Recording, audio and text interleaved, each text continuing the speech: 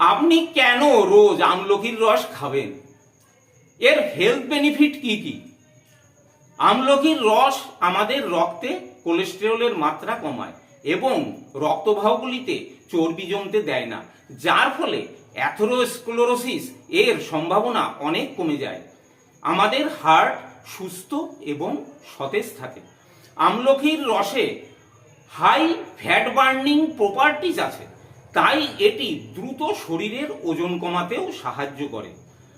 আমলকি দ্রুত খাবার হজম করতে সাহায্য করে। এদিক দিয়ে আমলকির জুড়ি মেলা ভার। কোষ্ঠকাঠিন্য অর্থাৎ কনস্টিপেশন কমানোর জন্য আমলকির অবদান অপরিসীম। আমলকির রস প্যানক্রিয়াসের সেলগুলিকে ক্ষতির হাত থেকে বাঁচায়, ফলে শরীরে ইনসুলিনের কোনো অভাব ঘটে না, ফলে রক্তে সুগারের মাত্রা নিয়ন্ত্রণে থাকে। অ্যান্টি ইনফ্লামেটরি বৈশিষ্ট্য থাকার জন্য এটি আর্থ্রাইটিস, অস্টিওপোরোসিস এবং জয়েন্ট পেনের জন্য ভীষণ উপকারী।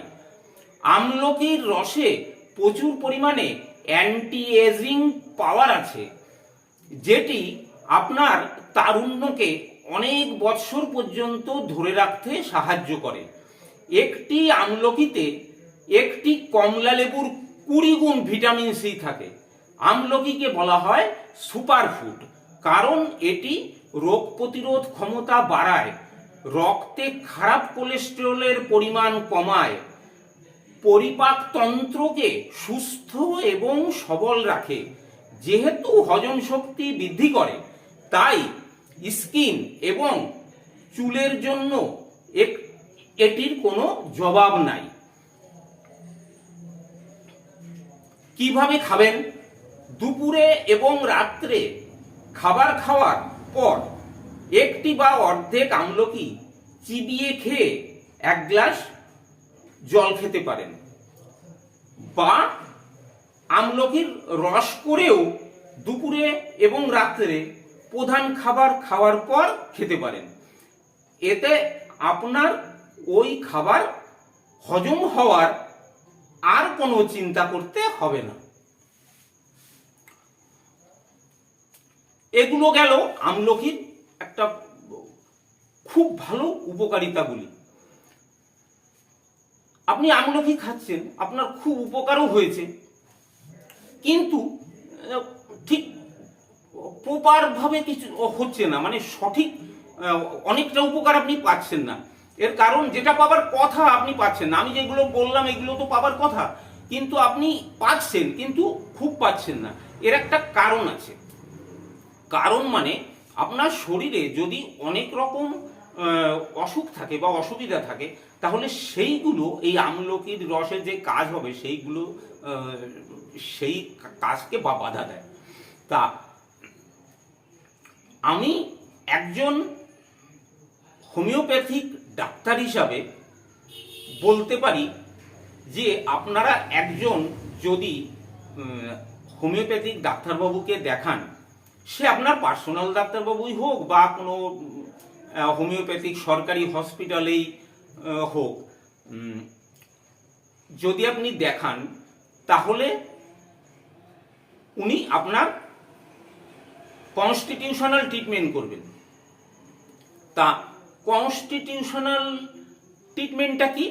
আপনার সমস্ত অসুখগুলোকে উনি জিজ্ঞাসা করবেন, কি কি আছে আপনার, অতীতে কি কি অসুখ ছিল বা এখন আছে, বা আপনার সমস্ত অসুখ, আপনি যে কোনো ব্যাপারেই ডাক্তারবাবুর কাছে গেছেন, কিন্তু আপনি সমস্ত অসুখগুলো আপনার কি কি আছে উনি জিজ্ঞাসা করবেন বা আপনার কাছে জেনে নেবেন। আপনার পাস্ট হিস্ট্রি, ফ্যামিলি হিস্ট্রি বা আপনার যত কঠিন কঠিন পুরনো অসুখ সবগুলো জেনে নিলেন। জেনে নিয়ে আপনাকে ওষুধ দেবেন, এবং সেই ওষুধ খেলে আপনি আপনার ওই সমস্ত মানে অসুখগুলো একসঙ্গে সারবে কিছুদিন ওষুধ খেলে। তখন দেখবেন আমলকি খান বা অন্যান্য যে কোনো ফুড খান, আপনি ড্রাই ফ্রুটস যেগুলো আছে, হ্যাঁ, যেমন ওই কাজু, কিশমিশ, আমন্ড বাদাম, ছোলা, চীনাবাদাম, যাই খান সেইগুলো খুব উপকারে লাগছে তখন, কারণ আপনার শরীরটা তো ফ্রি হয়ে গেছে, সব কমে গেছে। তা এইবার আপনাদের মনে প্রশ্ন যাচ্ছে যে ওই কনস্টিটিউশনাল ট্রিটমেন্ট, এটা তো কখনো শুনিনি, কিন্তু হোমিওপ্যাথিতে ওই কনস্টিটিউশনাল ট্রিটমেন্ট করলেই ক্রনিক ডিজিজ থেকে মুক্তি পাওয়া যায়, মানে সব রকম অসুখ আপনাকে, সব শরীরের সমস্ত অসুখ একসঙ্গে সেরে যাবে। এই যে আমাদের গ্রেট মাস্টার হ্যানিম্যান এই যে এখানে বসে আছেন, ইনাকে বলা হয় হোমিওপ্যাথির জনক বা ফাদার অফ হোমিওপ্যাথি। কারণ এনার যে অর্গানন অফ মেডিসিন যে বই, সেই বইতে লেখা আছে এই ক্রনিক ডিজিজ ট্রিটমেন্ট করার এই নিয়ম। ওই বইকে বলা হয় হোমিওপ্যাথিক ফিলোসফি বা হোমিওপ্যাথিক দর্শন। ওই বই মেনে যে ডাক্তারবাবু ট্রিটমেন্ট করবেন তিনি প্রকৃত হোমিওপ্যাথিক ডাক্তার। আপনারা এই যে ভিডিও দেখেন, ভিডিওতে নানা কথা বলছে, এই খান এটা সারবে, এই খান এটা সারবে, 1 মাস খান, এই 15 দিন ধরে এটা খান, 200 খান, এই খান, এরকম নানা রকম কথা বলছে। ওইগুলো কিন্তু একদম কোনো কাজের নয়, ওগুলো কিন্তু হোমিওপ্যাথি নয়। ওগুলো কোন প্যাথি আমি জানি না, কিন্তু ওগুলো কিন্তু হোমিওপ্যাথি নয়। এবং ওই খেলে আপনার কখনোই ক্রনিক ডিজিজ কমবে না, কোনো দিন কমবে না। আপনি একমাত্র এইভাবে দেখাতে পারেন, সেটা আপনি সরকারি যে কোনো হসপিটালে দেখাবেন বা ভালো ভালো ডাক্তারবাবুরা বসে, যেমন ওই যে সল্টলেক সেক্টর 2-তে NIH আছে, national institute of homeopathy, central গভর্নমেন্টের একটা প্রতিষ্ঠান। তা ওখানে তো কত ভালো ভালো ডাক্তারবাবুরা বসেন। এছাড়াও সমস্ত